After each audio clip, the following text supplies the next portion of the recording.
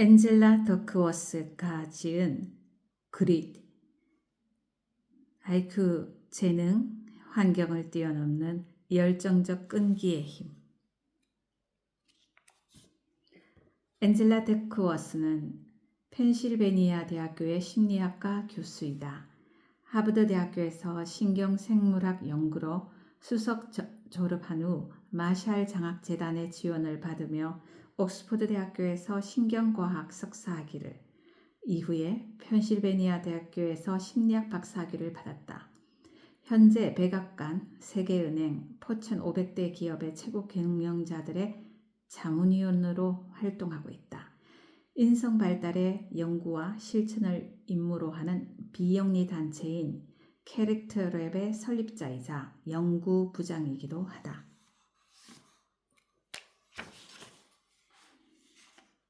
먼저 서문을 읽겠습니다. 평범한 나는 어떻게 천재들의 상을 받게 되었나? 나는 자라면서 천재라는 단어를 자주 들었다. 그 단어를 덜먹이는 사람은 언제나 아버지였다. 아버지는 그런데 네가 천재는 아니잖니?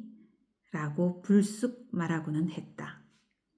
저녁 식사를 하다가 드라마 중간에 광고를 보다가 월스트리트 저널을 펼쳐들고 소파에 덜썩 주저앉고는 그렇게 말했다. 내가 어떻게 반응했는지는 기억나지 않는다. 아마 못 들은 척 했을 것이다. 아버지는 천재성과 재능에 관심이 많아서 누가 누구보다 재능이 많은지 자주 견주곤 했다. 당신과 당신의 가족이 얼마나 똑똑한지 늘 촉각을 곤두세웠다. 아버지는 나만 부족하다고 생각하지 않았다. 자식들 모두가 천재는 아니라고 여겼다. 아버지의 잣대로 보면 아무도 아인슈타인은 아니었다.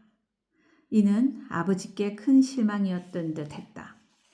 아버지는 자식들의 머리가 뛰어나지 않아서 장차 성공하는 데 지장이 생길까봐 염려했다. 2년 전 나는 천재들의 상으로 종종 불리는 메가더상을 수상하는 영광을 누렸다. 메가더상. 그것은 지원해서 받는 것이 아니다. 친구나 동료에게 추천해 달라고 부탁할 수도 없다. 해당 분야의 최고 권위자들로 구성된 비밀위원회에서 후보자가 창의적이며 중요한 연구를 하고 있는지 판단하여 수상을 결정한다. 생각지도 못했는데 전화로 수상 소식을 전해 듣는 순간 감사하면서도 신기했다. 곧이어 무심코 내 지적 잠재력을 진단하던 아버지의 모습이 떠올랐다. 아버지의 판단은 틀리지 않았다. 내가 동료 심리학자들보다 월등히 똑똑해서 메가더상을 수상한 것이 아니기 때문이다. 그러나 아버지의 답, 딸은 천재가 아니다는 옳았지만 질문, 딸은 천재일까?는 적절치 않았다. 메가더 재단이 내게 전화로 수상 소식을 알려주고 공식 발표를 할 때까지 약 한 달 동안 남편을 제외하고는 누구에게도 이를 알려서는 안 됐다. 덕분에 나는 이 역설적 상황을 곰곰이 생각해 볼 시간을 가질 수 있었다. 천재가 아니라는 말을 계속 들으며 자랐던 여자아이가 천재에게 주어지는 상을 수상하게 된 것이다. 그것도 성공은 타고난 재능보다 열정과 끈기에 달려 있다는 사실을 밝혀내서 받게 된 상이었다. 꽤 힘든 학교들을 다니며 박사학위까지 취득한 나지만 초등학교 3학년 때는 시험에서 떨어져 가고 싶었던 영재반에 들어가지 못했다. 내 부모는 중국인 이민자였지만 교회에 다니라고 강요하지도 않았고 뼈를 깎는 노력을 하라고 설교하지도 않았다. 사람들의 고정관념과 달리 나는 피아노도 바이올린도 연주할 줄 모른다. 메가더상 수상자가 발표된 날 아침 나는 부모님 아파트로 건너갔다. 어머니와 아버지는 이미 소식을 들어 알고 계셨고 이모, 고모, 숙모 할 것 없이 잇따라 축하 전화를 걸어왔다. 마침내 전화벨 소리가 멈추자 아버지가 나를 바라보며 대견하구나 라고 말씀하셨다. 하고 싶은 말은 많았지만 나는 그냥 고마워요 아버지 라고만 대답했다. 지난 날을 곱씹어 봐야 소용없는 일이었다. 아버지가 말은 그렇게 해도 실제로는 나를 했다는 것을 알고 있었다. 그래도 어린아이였던 때로 돌아가 지금 알고 있는 사실을 아버지께 말씀드리고 싶은 마음이 약간은 들었다. 나는 이렇게 말할 것이다. 아버지, 제가 천재가 아니라고 하셨죠? 그걸 반박하지는 않을게요. 아버지는 저보다 똑똑한 사람들을 많이 아실 테니까요. 그 말에 냉정하게 동의하며 고개를 끄덕일 아버지 모습이 그려진다. 하지만 하나만 말씀드릴게요. 아버지가 자신의 일을 좋아하는 만큼 저도 자라서 제 일을 좋아할 거예요. 저는 그냥 직업이 아니라 천직을 찾을 거예요. 매일 스스로에게 도전하고 넘어지면 다시 일어날 거고요. 거기서 가장 똑똑한 사람은 못 되더라도 가장 집념이 강한 사람이 되려고 노력할 겁니다. 그리고 아버지가 여전히 듣고 계신다면 이렇게 말할 것이다. 아버지, 길게 보면 재능보다 끝까지 하겠다는 집념이 더 중요할지 몰라요. 어른이 된 지금은 이 주장을 증명할 과학적 증거도 갖고 있다. 그뿐 아니라 강한 집념, 즉 그릿은 변화하는 특성이라는 사실과 이를 기르는 방법도 연구를 통해 알고 있다. 이 책에는 내가 그릿에 대해 알아낸 모든 사실이 요약되어 있다. 나는 이 책을 탈고한 뒤에 아버지를 뵈러 갔다. 그리고 며칠에 걸쳐 한 장씩 한 줄도 빠뜨리지 않고 아버지께 읽어드렸다. 10여 년째 파킨슨병과 싸우고 있는 아버지가 책 내용을 얼마나 이해했을지는 잘 모르겠다. 그래도 아버지는 열심히 귀를 기울이는 듯 했고 책을 다 읽어드리자 나를 바라보았다. 영원 같은 순간이 지나간 뒤 아버지는 고개를 한번 끄덕였다. 그리고 내게 미소를 지었다. 차례, 서문, 평범한 나는 어떻게 천재들의 상을 받게 되었나 였고 이제부터 제1부 그릿이란 무엇인가 제1장 그릿 성공의 필요 조건 태도 성공한 사람들의 특별한 공통점 어떤 사람이 비스트를 통과하는가 그릿은 어디에서든지 통하는가 잠재력과 잠재력을 발휘하는 것의 차이 1부 시작하겠습니다. 그릿이란 무엇인가? 그릿, 성공의 조건, GRIT, 그릿. 당신이 웨스트포인트에 있는 미국 육군사관학교에 발을 들여놓았다면 드디어 해낸 것이다. 웨스트포인트의 입학 전형은 미국 유수의 대학들만큼 엄격하다. 아주 높은 SAT 또는 ACT 그러니까 미국 대학 입학 자격 시험 점수와 뛰어난 고등학교 성적은 필수다. 11학년부터 지원 절차를 밟아야 하고 하원 의원이나 상원 의원 또는 미국 부통령의 추천서까지 받아야 한다. 하버드 대학교 입학 전형에도 없는 항목들이다. 게다가 달리기, 팔굽혀펴기, 윗몸 일으키기, 턱걸이를 포함한 체력평가에서도 최고점을 받아야 한다. 해마다 14,000명 이상의 11학년생이 지원 절차를 받는다. 그 중에서 필수 서류인 추천서를 받는 데 성공한 4,000명이 추려진다. 그리고 다시 절반이 약간 넘는 2,500명이 웨스트포인트의 엄격한 학업과 체력 기준을 통과하고 그렇게 선발된 집단에서 1,200명만이 입학 허가를 받아 등록한다. 웨스트포인트의 남녀 입학생 거의 전원이 학교 대표팀 선수 출신으로 대부분 주장이었다. 그럼에도 불구하고 생도 5명 중 1명이 졸업 전에 중퇴한다. 더욱 놀라운 점은 중퇴생의 상당수가 입학한 첫 해 여름에 비스트 베럭스 일명 비스트라고 공식 문서에도 표기된 7주간의 집중 훈련을 받는 도중에 그만둔다는 사실이다. 어떤 학생들이 입학하려고 2년 동안 준비한 학교를 2개월도 채 다니지 않고 그만둔다는 말인가. 하지만 그 2개월간의 생활이 예사롭지 않다.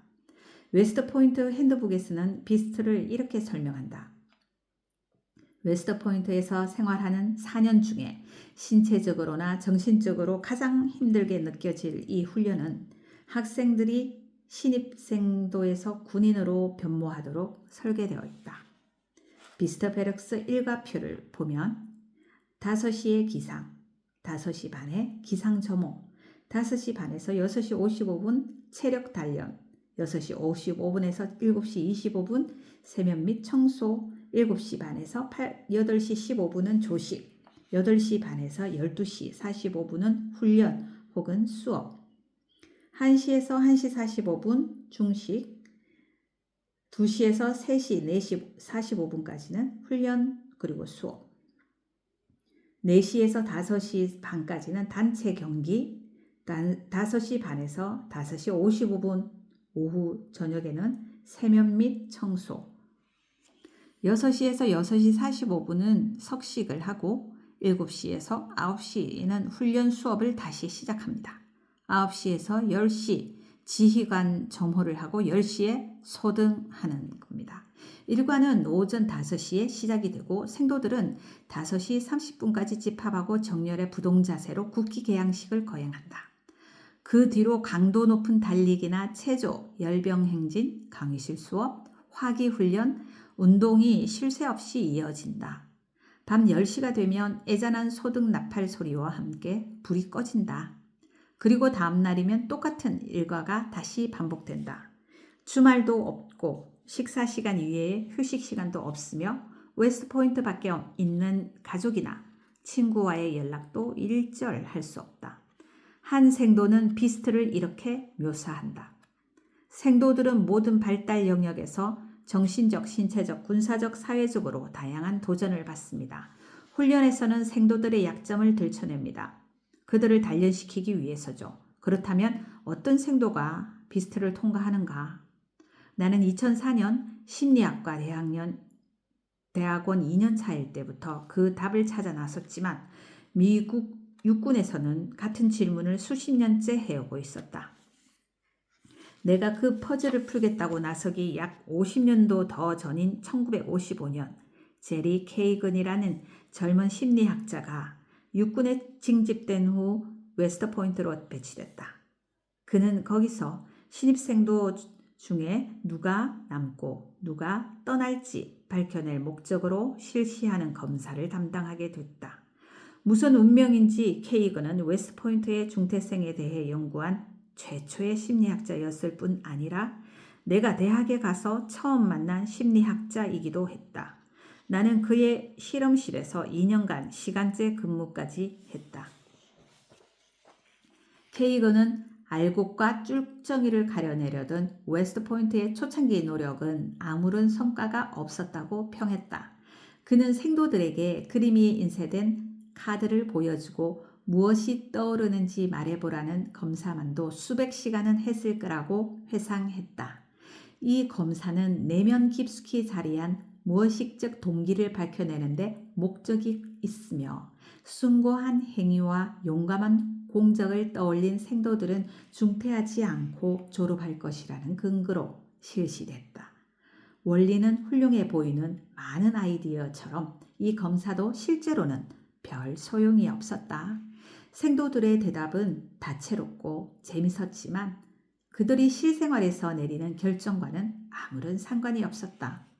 그 후로도 여러 세대의 심리학자들이 웨스트포인트의 중퇴생 문제에 매달렸지만 어떤 연구자도 왜 가장 촉망받는 생도 일부가 훈련이 시작되자마자 그만두는 일이 발생하는지 확실히 설명하지 못했다. 나는 비스트에 대해 알게 된 후에 웨스트포인트 교수로 수년째 재직 중인 군 심리학자 마이크 매큐셔의 사무실을 찾아갔다. 매슈스는 웨스트포인트가 엄격한 입학 절차를 통해 성장 잠재력을 지닌 남녀 생도를 성공적으로 가려내고 있다고 했다. 입학처 직원들이 지원자별로 SAT 또는 ACT 성적, 해당 연도의 졸업생 수를 고려한 고등학교 석자, 잠재적 리더십에 대한 전문가의 평가, 객관적인 체력 평가에서 받은 점수들을 대입해서 가중 평균을 구한 종합 전형 점수를 준거로 쓴다는 점을 특히 강조했다. 종합 전형 점수는 지휘자가 다양하고 엄격한 4년 과정을 통과할 인재인지 판단하기 위해 웨스트포인트에서 마련한 최상의 추정치라고 할 수 있다. 다시 말해서 생도들이 군 지도자에게 요구되는 수많은 기술을 얼마나 수월하게 습득할 수 있는지 추측해보는 수치다. 종합 전형 점수는 웨스트포인트 입학을 결정짓는 가장 중요한 요인이지만 이마저도 비스터를 통과할 수 있는 생도를 확실하게 예측해주지는 못했다. 사실 종합 전형 점수에서 최고점을 받은 생도나 최저점을 받은 생도나 중도 탈락률은 비슷했다. 매슈스가 내게 연구실 문을 열어준 이유도 그 때문이었다.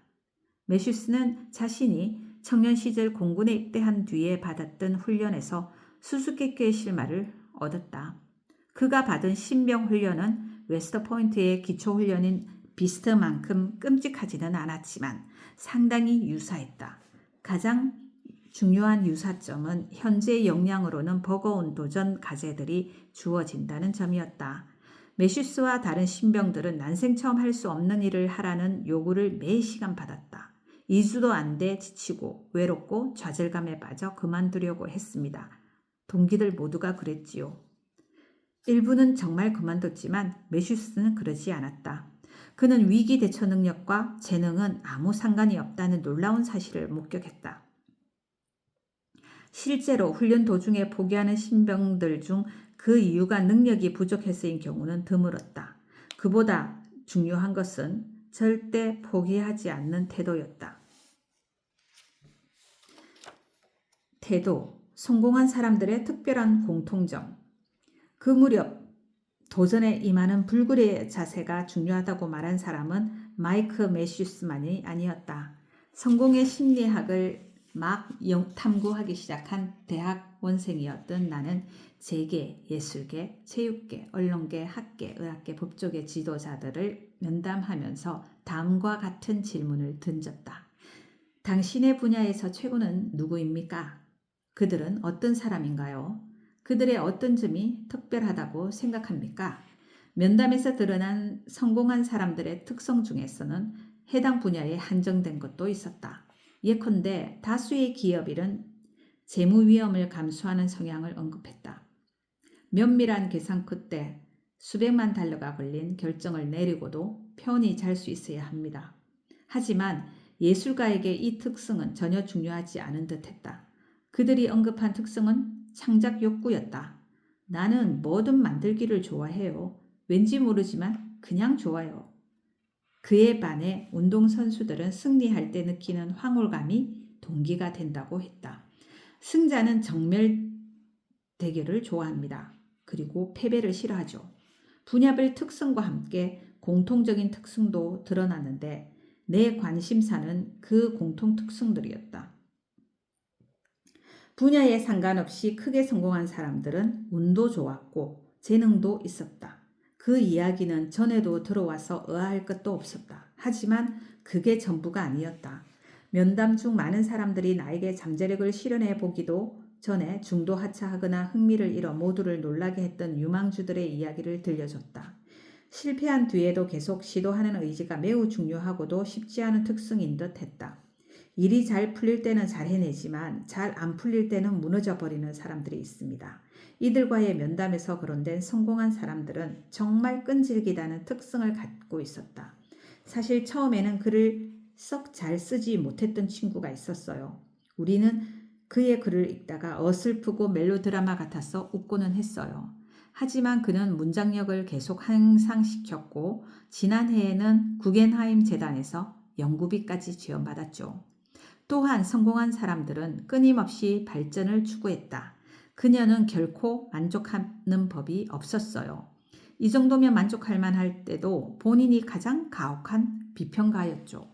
큰 업적을 달성한 사람들은 끈기가 남달랐다. 크게 성공한 사람들은 왜 그렇게 끈덕지게 자신의 일에 매달렸을까? 그들 대부분이 사실상 달성이 불가능해 보일 만큼 큰 야망을 품고 있었다. 그들의 눈에는 자신이 늘 부족해 보였다. 그들은 현실에 안주하는 사람들과는 정반대였다. 그럼에도 불만을 가지는 자신에게 정말로 만족을 느꼈다. 그들 각자가 비할 바 없이 흥미롭고 중요한 일을 한다고 생각했고 목표의 달성만큼 이를 추구하는 과정에서 만족을 느꼈다. 그들이 해야만 하는 일 중에서 일부는 지루하고 좌절감을 안기고 심지어 고통스럽다고 해도 그들은 추워도 포기할 생각을 하지 않았다. 그들의 열정은 오래 지속됐다. 요컨대 분야에 상관없이 대단히 성공한 사람들은 굳건한 결의를 보였고 이는 두 가지 특성으로 나타났다. 첫째, 그들은 대단히 회복력이 강하고 근면했다. 둘째, 자신이 원하는 바가 무엇인지 매우 깊이 이해하고 있었다. 그들은 결단력이 있을 뿐 아니라 나아갈 방향도 알고 있었다. 성공한 사람들이 가진 특별한 점은 열정과 결합된 끈기였다. 한마디로 그들에게는 그릿이 있었다. 그릿은 사전적으로 투지, 끈기, 불굴의 의지를 모두 아우르는 개념이다. 그래서 저자가 말하는 열정과 집념이 있는 끈기라는 그릿의 뜻을 한국어의 한 단어로 명확하게 표현하기란 쉽지 않다. 이 책에서는 그릿이라는 단어를 그대로 쓰되 문맥에 따라 투지와 의지 등으로 번역했다. 편집자. 하지만 명료하게 실체가 잡히지 않는 특성을 어떻게 측정할 것인가? 군의 심리학자들도 수십 년이 지나도록 수량화하지 못한 특성이 아니던가. 내가 면담했던 사람들 역시 첫눈에 알아볼 수 있는 특성이라고 하면서도 직접 검사해 볼 방법을 생각해내지 못했다. 나는 자리에 앉아 면담 기록을 훑어봤다. 그리고 때때로 피면접자들의 말을 그대로 인용하면서 그릿이 있는 사람을 묘사하는 질문들을 만들어 나갔다.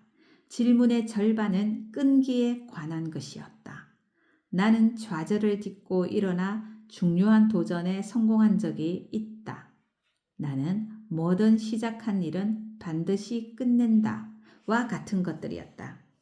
나머지 절반은 열정에 관한 질문들이었다. 나의 관심사는 해마다 바뀐다. 나는 어떤 아이디어나 프로젝트에 잠시 사로잡혔다가 얼마 후에 관심을 잃은 적이 있다. 등을 물었다. 그렇게 그릿 척도, 그러니까 그릿 스케일이 만들어졌다. 솔직히 응답한다면 이 검사지는 당신이 얼마나 투지와 집념을 갖고 인생을 사는지 측정해 줄 것이다. 어떤 사람이 비스트를 통과하는가? 2004년 7월 비스트 둘째 날 웨스트포인트 생도 1218명은 그릿 척도를 작성했다. 전날 생도들은 웨스트포인트에서 허용하는 단 90초 동안 부모님과 작별 인사를 나눴다. 남자들은 머리를 밀고 민간인 복장에서 그 유명한 회색과 흰색의 웨스트포인트 제복으로 갈아입었다. 사물함을 배정받고 헬멧과 기타 장비들도 지급받았다. 그리고 정렬 방법 정도는 이미 알고 있다는 자신감이 무색하게 4학년 생도들에게 제대로 된 정렬법부터 교육받았다. 이 줄에 맞춘다. 줄을 밟지도 말고 넘지도 말고 줄에 못 미쳐서도 안 된다. 이 줄과 똑같이 맞춘다. 처음에 나는 그릿 척도 점수가 SAT나 ACT 점수와 비례하는지 살펴봤다. 결과가 어땠을까? 그릿 점수는 입학사정 과정에서 공들여 계산한 종합 전형 점수와는 아무런 관계가 없었다. 다시 말해 생도가 가진 재능은 그릿에 대해서 알려주는 바가 없었고 역으로 살펴봐도 마찬가지였다. 재능과 그릿이 별개의 특성이라는 조사 결과는 매슈스가 공군 훈련 과정에서 관찰한 현상과도 일치했지만 처음에는 이런 결과를 대면하고 몹시 놀랐다. 대체 재능 있는 생도들이 오래 버티지 못한 이유가 무엇인가? 재능 있는 생도가 노력하며 끝까지 버틴다고 말해야 논리적으로 맞다. 훈련을 버텨내기만 하면 성공이 보장될 생도가 바로 그들이기 때문이다. 비스트를 끝까지 통과한 생도들만 놓고 본다면 종합 전형 점수가 웨스트포인트에서의 모든 성적을 알려주는 훌륭한 예측 변인이다. 학점뿐 아니라 군사훈련과 체력 점수까지 정확하게 예측해준다. 그러므로 재능이 그릿을 보장해주지 않는다는 것은 참으로 놀라운 사실이었다. 비스트의 마지막 날까지 71명의 생도가 탈락했다. 그릿은 비스트를 통과할 생도와 통과하지 못할 생도를 알려주는 대단히 신뢰할 만한 예측 변인으로 밝혀졌다. 이듬해 나는 연구를 계속 진행하기 위해 웨스트포인트를 다시 찾았다.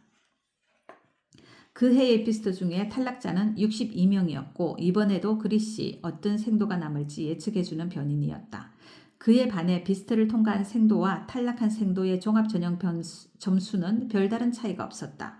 나는 전형 점수를 구성하는 개별 점수들도 자세히 살펴보았다. 역시 차이가 없었다. 그렇다면 비스트 수료의 중요한 요인은 무엇인가? SAT 점수, 고등학교 석차, 리더십 경험, 운동 실력, 그 어느 것도 중요하지 않았다. 종합 전형 점수도 중요하지 않다. 중요한 것은 그릿이다. 그릿은 어디에 쓰든지 통하는가? 그릿은 웨스트포인트 밖에서도 중요한가? 나는 이를 확인하기 위해 탈락자가 많이 나오는 다른 환경을 찾았다. 비스트가 너무 혹독한 훈련이라서 그릿이 필요한지 혹은 그릿이 전반적으로 책임을 다하게 만드는 요인인지 알고 싶었기 때문이다. 그릿의 힘을 시험한 다음 영역은 매 시간은 아니더라도 매일 거절당하는 일이 다반사인 영업직이었다. 나는 한 리조트 회사에 고용된 남녀 영업사원 수백 명에게 그릿 척도를 포함한 성격 검사지들을 작성해달라고 부탁했다. 6개월 후 회사를 다시 방문했을 때 영업사원의 55%가 회사를 그만두고 없었다. 그릿은 회사에 남을 사원과 떠날 사원을 예측해줬다. 그뿐만 아니라 외향성, 정서적 안정성, 성실성 등 흔히 측정되는 어떤 성격 특성도 그릿만큼 회사에 계속 남을 사람을 예측해주진 못했다. 그 무렵 나는 시카고 교육청에서 걸려온 전화를 받았다. 웨스트포인트의 심리학자들처럼 교육청의 연구원들도 어떤 학생이 고등학교 졸업장을 성공적으로 취득할지 자세히 알고 싶어 했다. 그해 봄 수천 명의 11학년 학생들이 간이 그릿 척도와 다른 질문지들을 작성했다. 1년여가 지났을 때 그들 가운데 12%는 졸업하지 못했다. 예정대로 졸업한 학생들은 중퇴한 학생들보다 그릿 점수가 높았다. 그릿은 학생들이 얼마나 학교를 중시하는지, 얼마나 성실히 공부하는지, 심지어 학교가 얼마나 안전하다고 느끼는지 등 어떤 변인들보다 졸업 가능성을 정확히 예측해 주었다. 이와 유사하게 두 개의 미국인 대표본에서도 그릿이 높은 성인일수록 학교 교육을 더 많이 받을 가능성이 크다는 사실이 밝혀졌다. 경영학 석사, 박사, 의학 박사, 법학 박사 또는 다른 대학원 학위를 취득한 성인은 4년제 대학만 졸업한 이들보다 그리고 4년제 대학 졸업자는 대학에서 학점을 이수하기는 했으나 학위를 받지 못한 사람들보다 투지가 강했다. 흥미롭게도 2년제 대학에서 성공적으로 학위를 취득한 성인들이 4년제 대학 졸업자보다 그릿 척도 점수가 약간 더 높았다. 처음에는 이런 결과가 이해가 안 됐지만 얼마 후에 전문대학교 중퇴율이 80%에 이른다는 사실을 알게 됐다. 역경을 이겨낸 사람들이므로 투지가 유달리 강했던 것이다. 나는 그린베레로 더 잘 알려진 육군 특수부대와 공동연구도 병행하게 했다. 그린베레는 육군에서 최고의 훈련을 받으며 가장 어렵고 위험한 임무에 배치되는 부대다. 그린베레가 되려면 여러 단계의 혹독한 훈련을 거쳐야 한다. 내가 조사하러 갔을 때는 9주간의 신병 훈련소를 거쳐 4주간의 보병 훈련, 3주간의 공수교육, 그리고 4주간의 지도 읽기와 길찾기 교육 중심의 예비 과정을 마친 뒤 다음이었다. 이 모든 예비 훈련이 대단히 힘들기 때문에 단계마다 탈락하는 병사들이 나온다. 하지만 본 훈련에 들어갈 병사를 뽑는 특수부대 선발 코스는 한층 더 어렵다. 제임스 파크 특수부대 사령관의 말에 의하면 이는 그린벨의 훈련의 마지막 단계로 올라갈 사람과 올라가지 못할 사람을 결정하는 코스다. 특수부대 선발 코스에 비하면 비스트는 여름휴가나 다름없다. 훈련병들은 동이 트기 전부터 저녁 9시까지 전력을 다해 훈련을 받아야 한다. 주간과 야간의 길찾기 훈련뿐 아니라 6km와 12km의 구보와 행군을 때로는 30kg 군장을 메고 해야 한다. 또한 일명 네스티닉으로 보이는 장애물 훈련에서는 철조망 아래에 무릉덩이를 기어가고 높은 통나무 위를 건너고 그물다리를 타고 지나가고 구름 사다리에 매달려 건너가야 한다. 선발 코스까지만 올라와도 대단한 성과지만 내가 조사했던 지원자의 42%가 코스를 끝내기도 전에 기권했다. 그렇다면 이를 통과하는 지원자들은 어떤 점이 다른가? 바로 그릿이었다. 군대, 교육, 비즈니스에서의 성공을 예측해주는 요인에는 그릿 외에 무엇이 있을까? 영업에서는 사전 경험이 도움이 되는 것으로 밝혀졌다. 영업 경험이 없는 사원들은 경험이 있는 사원들보다 일을 계속할 가능성이 낮았다. 시카고 공립학교에서는 격려해주는 교사가 학생들의 졸업 가능성을 높여주는 변인이었다. 그린베리에 지원한 군인에게는 훈련이 시작되는 시점에 기초 체력이 가장 중요했다. 그러나 이런 특수 요인을 갖춘 사람들끼리 비교해도 여전히 그릿이 모든 분야에서 성공을 예측해주는 요인이다. 각종 분야별로 성공에 도움이 되는 특수 속성과 장점에 상관없이 그릿은 모든 분야에서 중요하다. 잠재력과 잠재력을 발휘하는 것의 차이. 내가 대학원에 진학한 해에 스펠바운이라는 다큐멘터리 영화가 개봉됐다. 스펠바운은 영화는 남학생 3명과 여학생 5명이 스크립스 내셔널 스펠링 비 결선을 준비하고 겨루는 과정을 따라다니며 보여준다. 손에 땀을 쥐게 하는 스펠링 비 결선은 해마다 워싱턴에서 3일 동안 개최되며 평소 상업성이 높은 스포츠 경기를 주로 방송하는 ESPN에서 생방송으로 중계된다. 8명의 학생은 이 결선에 진출하기 위해 먼저 전국 각지의 철자 맞추기 대회에서 수백 개 학교의 수천 명 학생들을 꺾어야 했다. 라운드가 거듭될수록 어려워지는 출제 단어의 철자를 단 한 번의 실수도 없이 맞춰서 학급, 학년, 학교, 시, 도의 모든 학생 중에서 1등을 해야 한다는 의미였다. 스펠바운드를 본 나는 궁금해졌다. 스코틀랜드의 충곡과 시모트리시어스, 곱슬곱슬한 머리카락을 가진 이라는 뜻, 같은 단어의 철자를 하나도 놓치지 않고 맞히려면 제 나이보다 발달된 언어 능력이 얼마나 중요하며 그릿은 어느 정도의 역할을 할까? 나는 스펠링비 우승자 출신으로 현재 대회 사무국장인 페이지 킴블에게 전화를 걸었다. 그는 활달하게 응대해 주었다. 킴블도 나만큼이나 우승자들의 심리 규절을 알고 싶어 했다. 그녀는 몇 개월 후에 치러질 결선에 진출할 273명이 확정되는 대로 그들에게 설문지를 발송하기로 했다. 설문지를 작성하는 학생에게는 후한 보상이 될 $25짜리 상품권을 답례로 주겠다는 약속에 결선 진출자의 약 3분의 2가 내 실험실로 설문지를 보내왔다. 가장 나이가 많은 응답자는 대회 규정에 따른 연령 상한선인 15살이었고 가장 어린 참가자는 겨우 7살이었다. 결선 진출자들은 그릿 척도를 작성했을 뿐만 아니라 철자 연습에 들이는 시간도 보고했다. 그들은 평균적으로 주중에는 하루 1시간 이상, 주말에는 하루 2시간 이상 연습한다고 했다. 평균은 그랬지만 전혀 공부하지 않은 참가자가 있는가 하면 지난주 토요일에 9시간이나 공부했다는 참가자도 있을 정도로 편차가 컸다. 나는 결선 진출자의 일부만 별도로 표집해서 언어지능 검사를 실시했다. 집단 전체로 봤을 때 참가자들은 비범한 언어 능력을 보였다. 하지만 참가자들 간의 점수 차이가 상당히 커서 어떤 아이들은 언어 영재 수준의 점수를 받은 반면에 어떤 아이들은 그 연령대의 평균 점수를 받았다. ESPN에서 결선 중계 방송을 하던 날 나는 긴장되는 마지막 순간 13살인 아누락 카시압 이 APPOGGIATURA 앞꾸밈음이란 음악 용어의 철자를 정확히 맞춰 마침내 우승을 거머쥐는 장면까지 쭉 지켜봤다. 그렇게 최종 순위까지 확보한 뒤 데이터 분석에 들어갔다. 그 결과 결선이 치러지기 몇 달 전에 측정한 그릿 점수가 참가자들의 최종 성적을 예측해주는 변인이었다. 간단히 말해서 그릿이 높은 아이들이 나중 라운드까지 진출했다. 어떻게 된 일일까? 그릿이 높은 아이들은 더 많은 시간 동안 공부하고 더 많은 스펠링 비 대회에 출전했다. 재능은 어땠을까?